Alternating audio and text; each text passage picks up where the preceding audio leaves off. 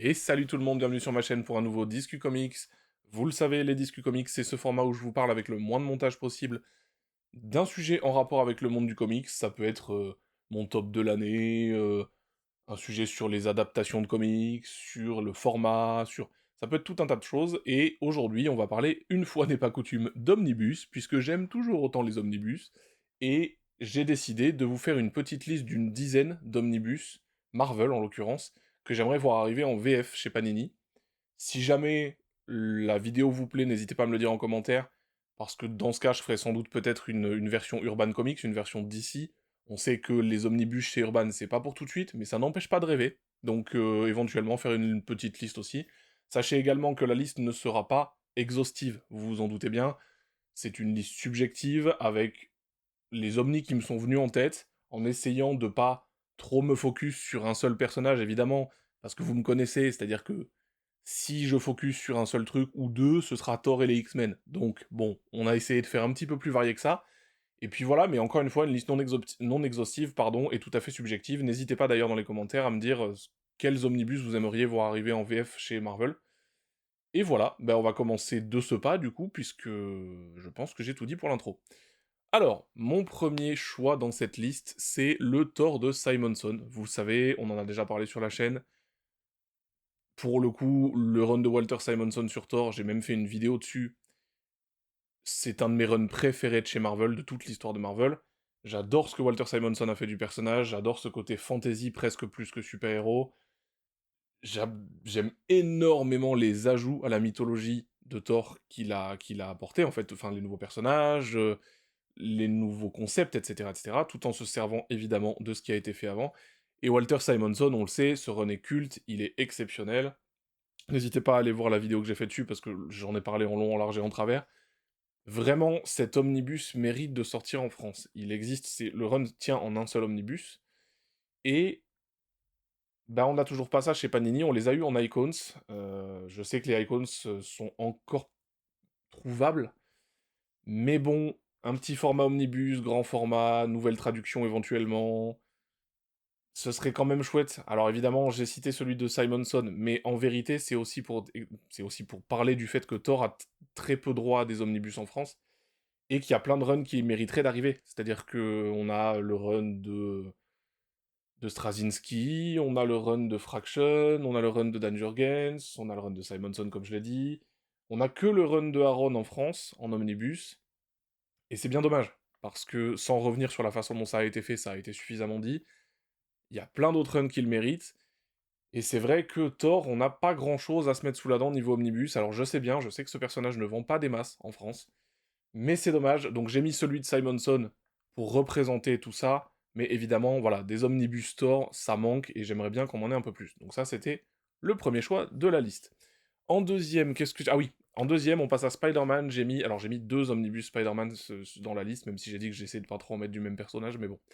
On a d'abord le run de Straczynski sur Spider-Man, le run de Straczynski sur Spider-Man, qui tient en deux omnibus en VO si je ne m'abuse. Les deux sont sortis, le premier est introuvable à l'heure actuelle à un prix normal.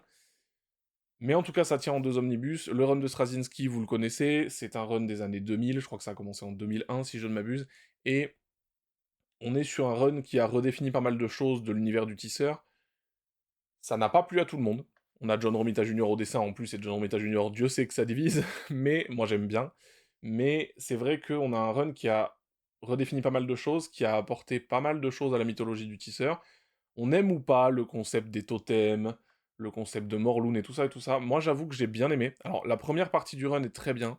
La deuxième, il y a des choses qui sont discutables, très clairement, notamment sur certains personnages. Gwen, pour ceux qui savent notamment, mais c'est quand même un run qui a marqué pour plein de raisons. Moi, par exemple, j'ai apprécié le fait que Peter soit prof.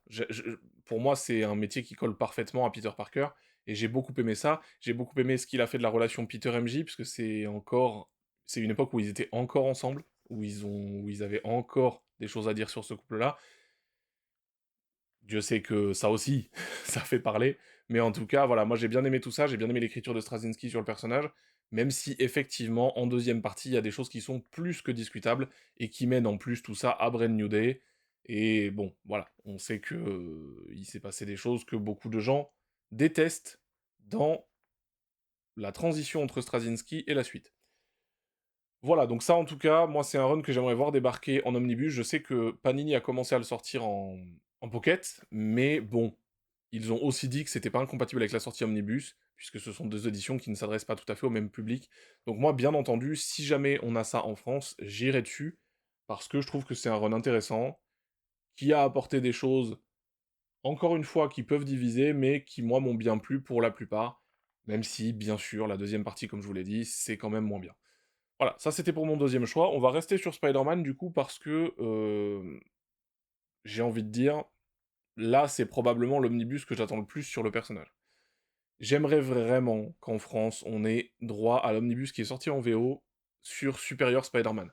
J'en ai déjà un petit peu parlé sur la chaîne, je suis pas très très fan du run de Dan Slott, moi, sur Spidey, mais la partie Superior Spider-Man, j'ai adoré. On est sur une partie du run qui a commencé en 2013, je crois, Superior Spider-Man, où, en fait, ça je me permets de le dire parce que c'est sur le résumé d'à peu près tous les tomes de Superior Spider-Man, on est sur une période où le Docteur Octopus, Otto Octavius, a pris le contrôle du corps de Peter Parker.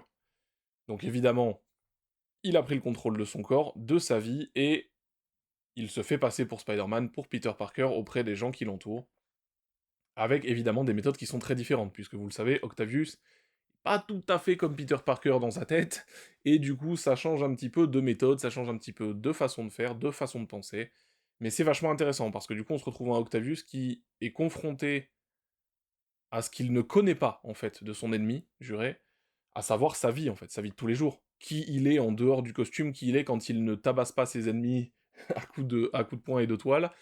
Et donc ça, bah, Octavius, il était pas tout à fait prêt à ça, et j'ai trouvé que, en fait, la force de ce run-là, la force de cette partie de run-là, puisque Dan Slott, il a fait un long run sur le personnage, mais ça, c'est une petite partie du run, qui est pour moi la meilleure, ce n'est que mon avis, bien entendu, mais je trouve que la force de ce run-là, c'est que, de cette partie, encore une fois, c'est que Dan Slott, alors que plus tard, pour moi, il a pas tout à fait compris le personnage, mais en tout cas là, il donne l'impression d'avoir tout à fait compris Peter Parker, et il le montre à travers les yeux de quelqu'un d'autre. C'est curieux, parce que c'était quand même assez courageux comme idée scénaristique, on va dire, mais ça marche, et on arrive à dépeindre un Peter Parker qui est tout à fait celui que j'apprécie, ses valeurs, ce qu'il est, quel homme il est, à travers les yeux de son ennemi juré qui se retrouve plongé dans la vie de son ennemi, du coup, enfin, de Peter. Et j'ai trouvé ça vraiment très pertinent, vraiment très bien écrit. Et en plus, j'ai bien aimé la fin. Honnêtement, j'ai trouvé que émotionnellement, c'était assez fort.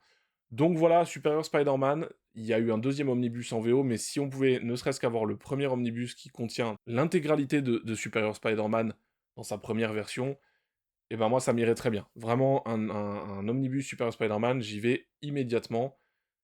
Je pourrais aller sur la VO, on verra, j'attends de voir si Panini y va ou pas.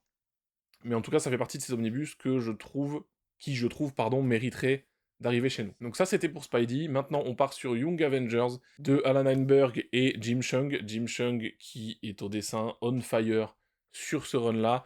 Moi, je l'ai en pocket, je vous le montre ici. Vous le connaissez sans doute, il a pas mal plu aux gens quand il a... Enfin, en tout cas, l'annonce a bien plu aux gens. Moi, j'ai trouvé ça très très chouette. Bon, je vous le montre un peu comme ça, mais de toute façon, vous connaissez sans doute un petit peu. En tout cas, Young Avengers, qu'est-ce que c'est? C'est une série qui est sortie en 2005, si je ne m'abuse. Et en gros, les Avengers se sont séparés et une équipe de jeunes héros, à savoir, par exemple, Kate Bishop, Wiccan, Cassie Lang et j'en passe, se réunissent et décident en gros de remplacer les Avengers. Et donc, on a une équipe de Young Avengers qui se retrouve confronté à tout un tas de choses, notamment Kang le Conquérant, entre autres, et j'ai trouvé ce run vachement cool parce que très agréable à lire, très fluide, accessible à peu près tous les publics, pas forcément besoin de connaître grand-chose à l'univers Marvel pour y aller, et puis c'est très très beau, Jim Cheung est incroyable, et moi je vous avoue que je suis un petit peu déçu qu'on ait eu ça qu'en pocket chez nous, parce que vraiment les planches de Chung mériteraient le grand format, et en plus, dans l'omnibus qui est sorti en VO, on a aussi The Children Crusade qui est sorti quelques années plus tard, le retour de l'équipe créative qui était sur ce run-là. Ils sont revenus pour faire un event, on va dire, de 8 numéros, si je ne m'abuse, où bah, Wiccan est à la recherche de celle qu'il pense être sa mère, à savoir la Scarlet Witch. Donc oui, moi j'avais bien aimé la croisade des enfants en plus, donc effectivement un omnibus où il y a ça, plus la croisade des enfants, tout ça en grand format et dans une bonne qualité. J'avoue que je serais assez content que Panini sorte ça. Là, c'est pareil, je vais peut-être y aller en VO si Panini ne le fait pas, parce que, bah, sincèrement, j'ai adoré ce que j'ai lu là-dedans, et La Croisade des Enfants, j'ai bien aimé aussi, donc avoir tout ça dans les meilleures conditions, ça me plairait bien. Alors là, on part sur un choix un petit peu étonnant, il peut faire sourire, mais j'ai choisi de parler de The Unbeatable Squirrel Girl, ou l'accent de fou. Là, vous étiez pas prêts, ça. Hein. Je suis sûr que vous étiez pas prêts, moi non plus d'ailleurs. Donc, The Unbeatable Squirrel Girl, c'est une série qui a été écrite par Ryan North. Ça date de 2015 et il se trouve que c'est une série plutôt humoristique qui a eu un Eisner Award pour la meilleure série tout public, il me semble, enfin pour la meilleure série pour un jeune public.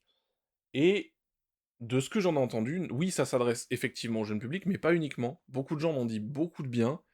Apparemment, c'est très drôle, c'est très rythmé. On est sur une histoire où Squirrel Girl se retrouve confrontée à plein d'ennemis de l'univers Marvel, y compris des choses qu'elle n'est pas censée pouvoir affronter, mais bah écoutez, il se passe ce qui s'y passe, mais en tout cas, ça a l'air rigolo, on est sur un style graphique qui est très cartoony, c'est Eric Anderson, et bah ça aussi, ça plaît pas à tout le monde, mais pour le coup, enfin, moi je suis très très très intrigué par ce personnage-là, enfin, par cette histoire-là en tout cas, et puis par le fait que ça a été quand même récompensé par un Eisner, pardon, que ça a été quand même vraiment bien vendu par pas mal de gens. Bon, c'est un très gros omnibus, il fait 1616 pages, je crois pas des masses au fait que Panini l'amène sous ce format-là en France, parce que Squirrel Girl en France, je suis pas sûr que ça cartonne des masses, mais enfin, je serais quand même très curieux d'aller sur cette série-là, parce que un truc humoristique, c'est en 60 numéros quand même, 1616 pages, c'est ouais, c'est du costaud, et je sais pas, ça m'intrigue vraiment beaucoup. L'humour de Ryan North, à fond assumé pour le coup, sur un personnage où il peut se laisser aller, contrairement au Fantastic Four, où pour le coup, bah... Bon, voilà, on va pas en reparler, mais il a pas autant de liberté, très clairement. Et du coup, bah, sur Squirrel Girl, ouais, je suis intrigué. Je suis très intrigué. À voir, mais moi, effectivement, ça fait partie de ces omnibus. Si Panini les faisait, j'irais dessus. J'irais dessus. Et je pense que peut-être qu'un jour, je me laisserai tenter par la VO, là, pour le coup, parce que je l'ai mis dans la liste, mais je crois pas des masses à la sortie française. On va pas se mentir. Ou alors, si ça sort, ce sera peut-être plutôt en pocket, justement parce que ça s'adresse à tous les publics, et que du coup, forcément, un omnibus, surtout que 1616 pages, il va coûter 100 balles. Bon, on est bien d'accord que ça s'adresse pas forcément au public visé au départ. Mais, en tout cas, si l'histoire pouvait arriver en France, pourquoi pas, je pense que ça pourrait faire rire pas mal de gens. Et en plus, apparemment, donc ça s'adresse effectivement à un jeune public, mais c'est très lisible par tous les âges, et beaucoup de gens se sont éclatés dessus. Donc, bah écoutez, moi j'avais envie de le mettre dans cette liste pour en parler un peu, quoi. Voilà, donc ça c'était pour The Unbeatable Squirrel Girl. Ensuite, j'ai mis X23. X23, l'Omnibus X23. X23, vous connaissez, c'est un personnage créé pour la série animée X-Men Evolution, qui était censé être un clone de Wolverine, et qui, effectivement, que vous connaissez sans doute pour son apparition dans le film Logan, joué par Daphne Keane. L'Omnibus X23 que j'ai déjà en VO, je vais vous le montrer vite fait, hop, hop, j'ai fait tomber une petite cale. L'Omnibus X23 qui est ici, qui est pas un gros omnibus, hop. On est sur, du coup, je vais vous donner le sommaire parce que c'est plutôt intéressant. Le personnage, donc, il a été créé pour X-Men Evolution, et en 2005, si je ne m'abuse, il a été amené par Craig Kyle et Christopher Yost dans les comics. Alors, je crois qu'elle a fait d'abord une apparition dans la série Nyx, et ensuite elle a eu sa propre série, bah voilà, X23 1 à 6 par Craig Kyle en 2005, c'est ça. Ensuite, il y a X23 Target X, toujours par Craig Kyle, puis Captain Universe X23, le One Shot X23, la série 2010, par Marjorie Liu quand même, donc il y a du beau monde dans cet omnibus. Donc voilà, il y a pas mal de choses intéressantes, et moi j'aimerais bien qu'X23 ait droit à quelque chose en France un petit peu, parce qu'on la voit pas beaucoup dans le marché français. Je trouve que c'est un personnage vachement intéressant, là ses histoires sont plutôt de bonne qualité en plus, donc vraiment j'aimerais bien qu'X23 ait droit à un petit peu d'exposition en France, sachant que Wolverine est quand même très populaire, et que il y a des thématiques intéressantes en rapport avec le personnage, forcément. Dans le même ton, je vais poursuivre directement. Oh, oh, oh, putain. J'ai aussi mis la deuxième série dans la liste, qu'on a eu en omnibus en VO. Oups, désolé s'il y a des reflets. On est sur le All New Wolverine. All New Wolverine, c'est toujours le personnage de Laura Kinney, X23. Cette fois, c'est écrit par Tom Taylor. C'est dans l'ère All New, All Different. de chez Marvel. On est en 2015, je crois. Et donc, on a Tom Taylor qui, après Death of Wolverine, parce que vous le savez, à un moment donné, dans la continuité Marvel, le personnage est mort. C'est pas vraiment un spoil, puisque le titre s'appelle littéralement Death of Wolverine. Après la Death of Wolverine, on a donc Laura Kinney qui reprend le costume de Wolvie, et dans une série écrite par Tom Taylor qui a très bonne réputation, que j'ai pas encore lu, que je vais lire incessamment sous peu, mais j'en ai entendu tellement de bien que franchement, voilà, je me disais que le mettre dans la même case que celui sur X23, ça avait du sens, et je trouve que ces deux-là auraient leur place, surtout que c'est pas des très gros omnibus, donc on les aurait pour pas trop cher, je pense. Donc voilà, moi j'aimerais bien que Laura Kinney ait droit à un petit peu plus de présence en France. Donc je me suis dit, allez, on met ces deux-là. En plus, moi j'aime bien Tom Taylor, j'aime bien les auteurs qu'on a vus sur le premier aussi, donc voilà. On continue sur du mutant, puisque, bien entendu, je vais vous parler de X-Factor tome 4. Vous le savez, on a les X-Factor de Peter David en France chez Panini. Vous le savez sans doute aussi, ils ont fait une offre récemment, où on avait le tome 1 et le tome 2 pour des prix cassés, donc 50 € et 60 € respectivement, et ils ont sorti ça en même temps que le tome 3. Ils ont expliqué que s'ils faisaient ça, c'est parce que la série ne se vendait pas très bien et qu'ils espéraient quand même pouvoir sortir le tome 4. Moi aussi, j'espère qu'ils vont pouvoir le faire, et donc du coup, je voulais en reparler aujourd'hui. X-Factor par Peter David, c'est une excellentissime série. On a deux, en fait, runs de Peter David sur X-Factor. On a le run qui est compris dans le tome 1 des Omnibus, qui est un run qui a eu lieu dans les années 90, et qui est assez différent du deuxième. Le premier, on est sur une équipe de X-Factor qui travaille pour le gouvernement. On est dans un contexte très politique des États-Unis des années 90. C'est vachement intéressant, c'est de la série mutante des années 90 de très bonne qualité. Et puis après, à partir du deuxième tome de Peter David sur X-Factor, on a la deuxième série qui, elle, est centrée sur une équipe de X-Factor qui tient un bureau d'investigation, pardon, post-House of M. Donc vous le savez, après House of M, il y a beaucoup moins de mutants, j'en dirai pas beaucoup plus pour ceux qui l'ont pas lu.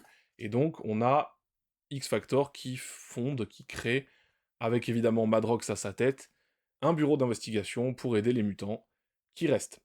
J'en dirai pas beaucoup plus, mais en tout cas c'est un run exceptionnel avec une ambiance de fou, avec une écriture des personnages qui est dingue, ils sont tous extrêmement naturels, l'humour fonctionne, le drame fonctionne, tout est vraiment merveilleux dans le run de Peter David des X-Factor, et vraiment je serais extrêmement triste si on n'avait pas le quatrième omnibus, et donc la conclusion de ce run en France. Je vous conseille très sincèrement d'aller sur ces omnibus, qui plus est au prix où ils ont été proposés récemment. Vous ne regretterez pas.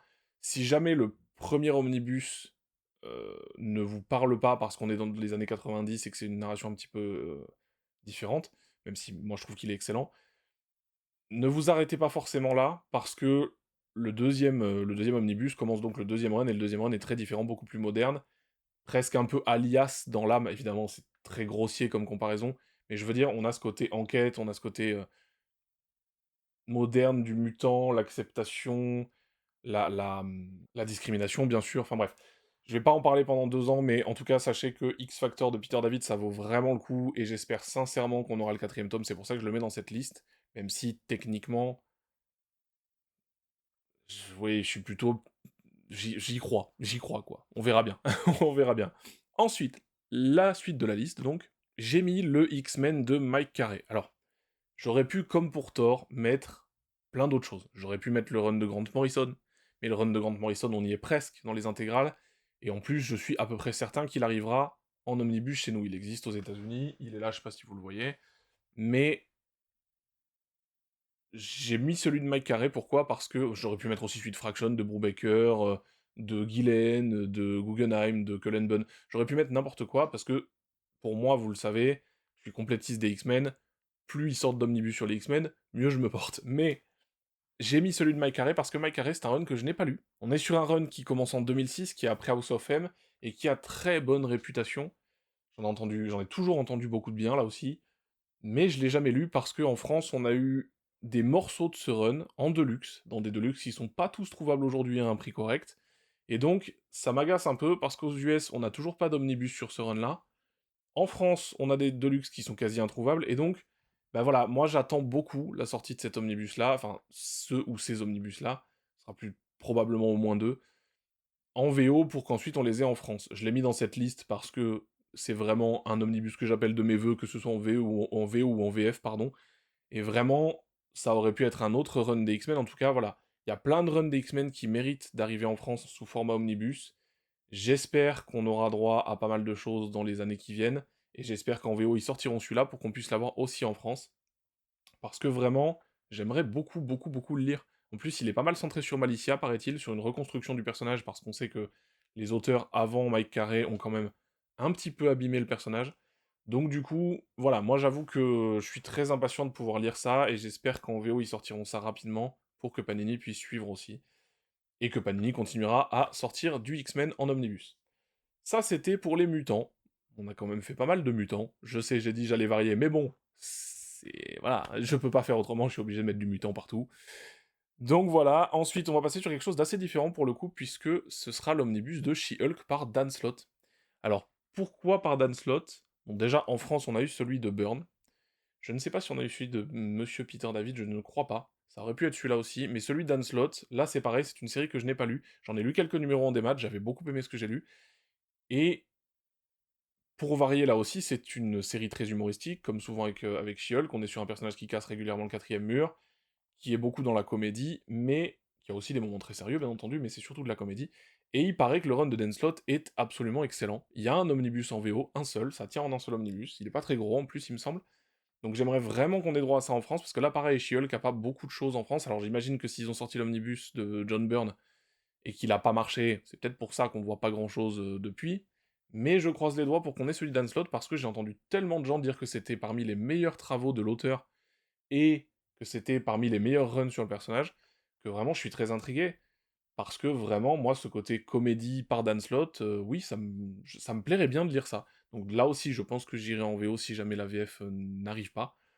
Mais vraiment, j'avais envie de mettre un petit peu de She-Hulk pour changer, et puis un petit peu plus de comédie, comme pour Squirrel Girl tout à l'heure.